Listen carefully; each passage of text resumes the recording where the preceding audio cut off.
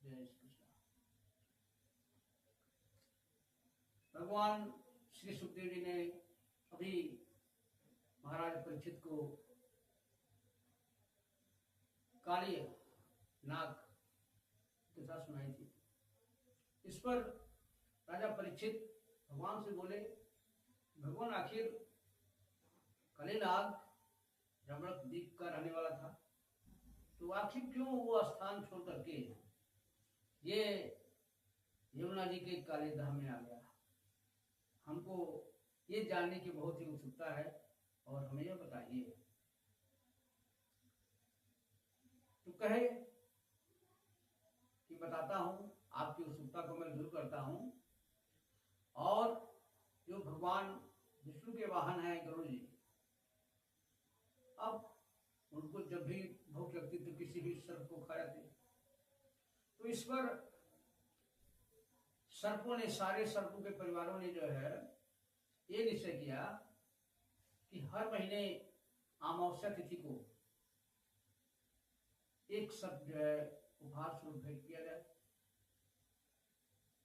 तो इससे जो है हमारी संख्या भी निश्चित रूप से रहेगी जो है। तो ये नियम उन्होंने पास किया। अब जब नियम बन गया तो एक एक करके हर अमावस्या को विभिन्न परिवारों के सर्प एक जाते और गरुड़ जी उनका अपना आहार करते। इसी तरह चलते चलते एक बार कद्रु के पुत्र कालिया नाग का क्रम आ गया। वो अपने विष और अपने बल का उसे बहुत बड़ा घमंड था। वो ये अपने तो गया नहीं और दूसरे सर्पों को उपहार को भी खा लिया। अब यह बात जान करके गरुड़ जी बहुत क्रोधित हुए, बहुत क्रोधित हुए और अब कहा कि इसको हम मार ही डालेंगे, जो है इसको खत्म कर दें। तो काली नाग को ये पता चल गया कि गरुड़ हमको मारने के उद्देश्य से आ रहे हैं। वो भी जो है गुस्सा में होकर के जो उसका 101 फण था फैलाया और लगा प्रहार करने। और उसने अपने बिस्तर अस्त्र वही सब दांत थे, तो अपने विषैले दांतों से जो है गरुड़ जी को डस लिया। गरुड़ जी को डस लिया, लेकिन वो महाबली महापराक्रमी थे। विष्णु भगवान के वाहन साधारण थे नहीं, और उन्होंने अपने बल से एकदम उसको झटक करके कालिदास को अलग कर दिया। और इसके बाद अपने बाएं बाएं पंख से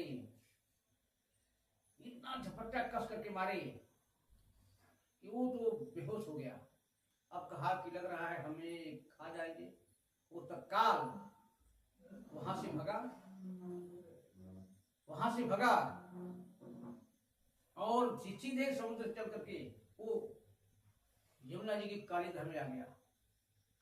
अब आगे की घटना क्या होती है, क्यों वहां उसकी सुरक्षा थी, ये भी जानने वाली बात है। तो एक बार की बात है कि गरुड़ जी बहुत भूखे प्यासे थे, तो उस कुंड में बहुत सारे जलचर जीव, बहुत तरह तरह की मछली वगैरह बहुत तरह की थी।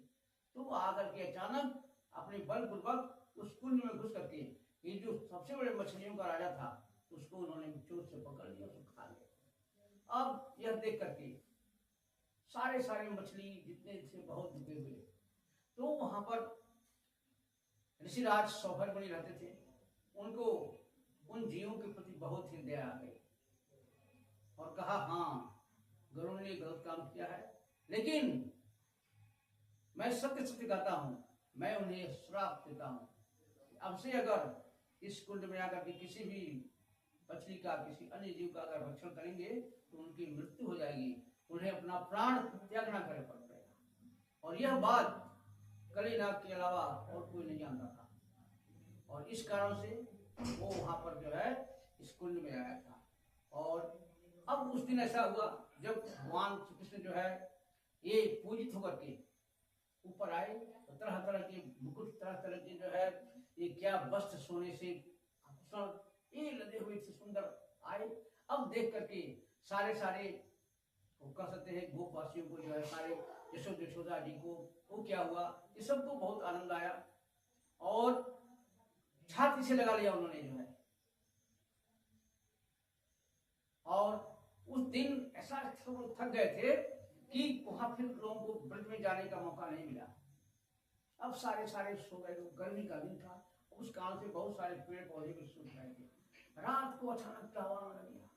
अब तो को पहले जब गर्मी महसूस हुई ना तो सारे सारे लोग भागे भागे आ रहे, कृष्ण हे बलराम आप हमारी रक्षा करो, आप अनंत बल के धारण करने वाले हैं, जरूर ही यद्यपि उनको मरने से डर नहीं लगता है लेकिन आपके जो है उत्पय चरणों का हमें लुक बहुत सारा है, हम उसके बिना नहीं सकते।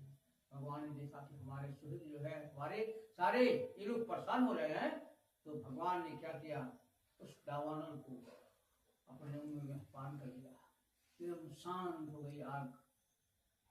और आज कथा यहीं पर जय श्री